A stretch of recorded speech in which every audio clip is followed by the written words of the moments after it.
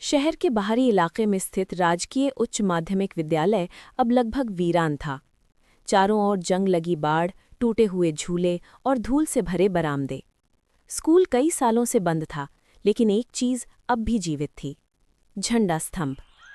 हर साल 26 जनवरी की सुबह जब पूरा शहर परेड और समारोह में व्यस्त होता, इस स्कूल के प्रांगण में तिरंगा पूरे सम्मान के साथ लहरा रहा होता।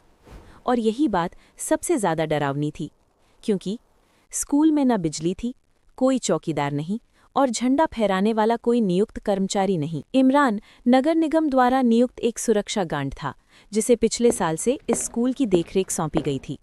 उसकी ड्यूटी ज्यादातर औपचारिक थी, बस रात में एक चक्कर, सुबह ताला चेक। लेकिन 26 जनवरी की सुबह जब वो स्कूल पहुंचा तो उसका दिल बैठ गया। तिरंगा हवा में लहरा रहा था। इमरान ने घड़ी देखी, सुबह 7:10। मैं तो कल रात 10 बजे ताला लगाकर गया था, उसने खुद से कहा। उसने आसपास देखा, कोई पैरों के निशान नहीं, कोई टूटा ताला नहीं, सिर्फ झंडा। इमरान ने ये बात अपने वरिष्ठों को बताई। पहले तो किसी ने ध्यान नहीं दिया, कोई शरारती बच्चे होंगे या किसी ने मजाक किया होगा। लेकिन जब ये घटना लगातार दूसरे साल भी दोहराई गई, तब मामला गंभीर हो गया। नगर निगम ने अजय को बुलाया, एक अनुभवी म्यूनिसिपल इलेक्ट्रिशियन जो पुराने सरकारी भवनों के सिस्टम चेक करता था। सबसे पहले बिजली की लाइन देखनी है, अजय ने कहा। अगर कोई टाइमर या बैटरी सिस्टम है तो पता चल जाएगा। उन्होंने स्कूल का हर कोना छाना। नतीजा साफ था, कोई बिजली कनेक्शन नहीं। आखिरकार उन्होंने सीसीटीवी फुटेज निकाली। रात 3:58 AM, स्कूल का मैदान सुनसान। 4 AM, 2 परछाइयां गेट के पास दिखाई देती हैं, मानव आकृति, लेकिन चेहरा नहीं। वे सीधे झंडा स्तंभ की ओर बढ़ती हैं।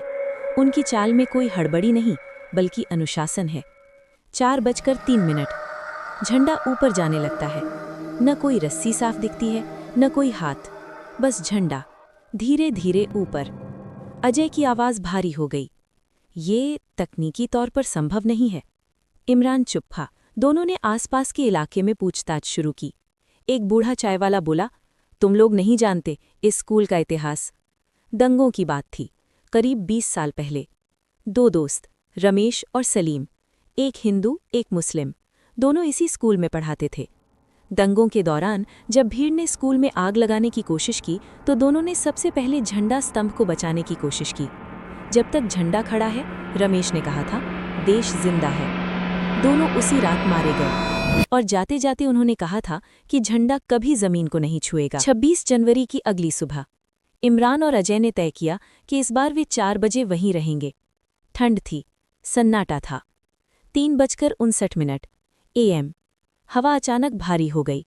4 AM, दोनों ने सामने देखा। कोई आकृति नहीं, लेकिन ऐसा लगा जैसे मैदान में कोई खड़ा है। झंडा अपने आप ऊपर उठने लगा। इमरान के हाथ कांपने लगे। अजय ने धीरे से कहा, ये डर नहीं है, ये कर्तव्य है। जब झंडा पूरी तरह ऊपर पहुंच गया, हवा तेज हुई और एक पल को 2 आवाजें गूंजी, जय हिंद। उस साल के बाद नगर निगम ने स्कूल को आधिकारिक तौर पर राष्ट्रीय स्मृति स्थल घोषित कर दिया। अब 26 जनवरी को सरकारी कर्मचारी खुद झंडा फहराते हैं।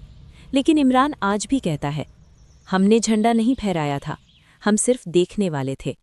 और अजय जानता है कि कुछ वादे मौत के बाद भी निभाए जाते हैं, क्योंकि कुछ तिरंगे कभी झुकने के लिए नहीं होते।